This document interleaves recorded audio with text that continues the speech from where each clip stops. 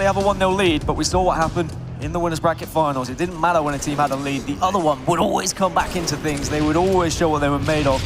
Neither team would actually just sit down and allow the other one to get away with things. As we'll start things off with APG, and he's already starting to roam around the map, and he is going to go down low, try and catch someone off guard. Gabriel is the first person he finds as he looks for more, and TOX, they take an early lead here, Tom.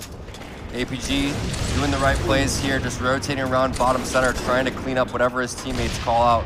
Very similar to what Snipedown was saying in his interview, how he likes to kind of just take some random routes and throw people off and kind of clean up here as the rest of his team takes high ground and distracts in certain power positions. APG realizing that he couldn't go and clean that up right there, tried to do a little 360 to escape back to his team, but multiple players dropping right here, and Lux Gaming now starting to advance. You gotta be careful. You have staggered spawns on the TOX Gaming side, but Royal 2 clutching it. The only player alive on that side of the map ends up finding 2 kills. Going from what we saw from game 1, you'd have to imagine a game type like this would favor Lux Gaming. TOX, who prefer the traditional structured style of Halo versus the fast-paced style of Lux. But if there is a structure to amplify, Tom, what would you advise would be the best way to approach it? Well, it starts with what Goofy's doing, actually, and he just gets completely melted, and that's why TOX focused that spot, is because it's so important to hold that spot. You can really see a lot of different things, and usually what ends up happening is you have another guy on the opposite side in the same spot that you end up fighting and getting in a one-on-one with. But it's very similar to being P3 in Heretic, where if someone's in that spot, you call it out, and almost everybody needs to shoot that guy at the same time and take him out. Great focus fire there from TOX, and they start to build themselves up a little mini lead here.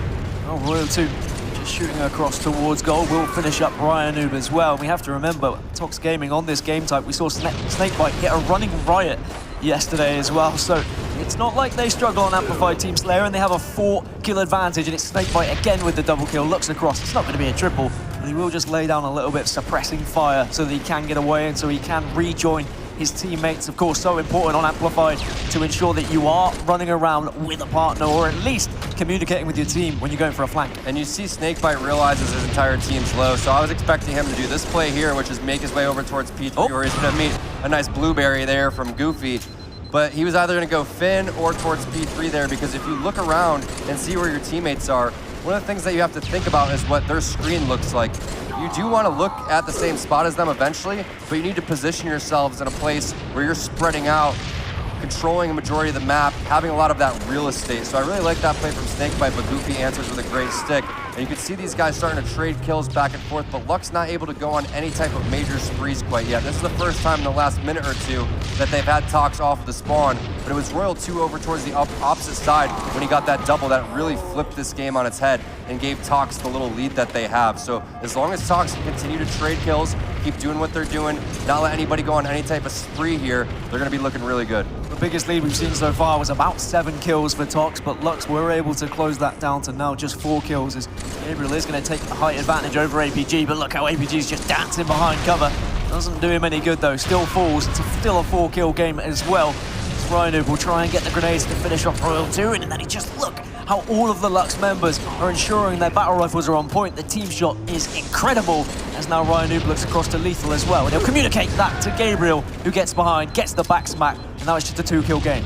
And they have so much information off of the death screen over towards the right-hand side. They should have been able to follow exactly where these players are going. But it looks like Ryanoob was a little bit lost, as Royal 2 is just hiding over towards this B corner. Great play by him. Looks like he has support coming in front of the base by APG. So heads up play there from the guys on TOX Gaming, just baiting and switching, realizing that they didn't have any grenades, otherwise they would have been exploding. And still a 4-kill lead. I was a little bit worried for TOX there. They were all on spawn and they started to get collapsed on, but somehow they all stayed alive. Well, collapsing is what TOX did so successfully when we saw them perform well on this yesterday. Snakebite said, oh, I don't know how I got the running riot. We kind of just moved from base to base and I was getting all these kills as Ryanoob, I think, just got hit by a grenade, and it's going to be a 5-kill game now. Gilkey just trying to stay alive and give support to Gabriel over at goal, but he sees that red cross appear on his screen as well, so he's kind of the last remaining survivor at this base. And that's always a scary thing, because you know that TOX Gaming are going to be round the corner and trying to get a little bit of a pinch on you, but no, it's not going to work out this time. Gabriel managing to stay alive, and that's so important on Amplified, to make every second of your life count. Be awkward, don't die easily, recharge those shields, and then get straight back in the fight.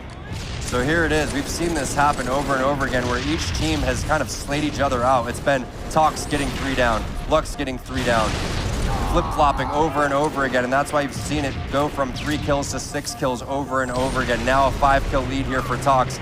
You're gonna have to slay these guys out on 2 cycles here if you're Lux Gaming, but APG finds a double. Snakebite stays alive for a little bit longer so he can lay down some extra shots from his teammates, and 2 kills away from going up 2-0. And you've got to feel that TOX should be able to close this one out. It's just a 1 kill now, and there's several members, 50 to 41, and they go 2-0 up, and they start to edge their way closer to that potential bracket reset. Dare I say it already?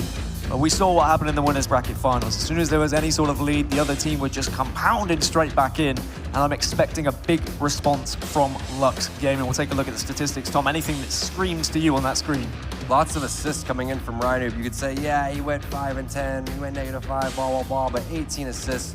Very well played. Tons of assists coming in general. Everybody over 10 on the side of TOX Gaming. Snakebite sticking out with the 15 bomb, but just very well played from TOX. They got a little bit of a lead to start. They never allowed these guys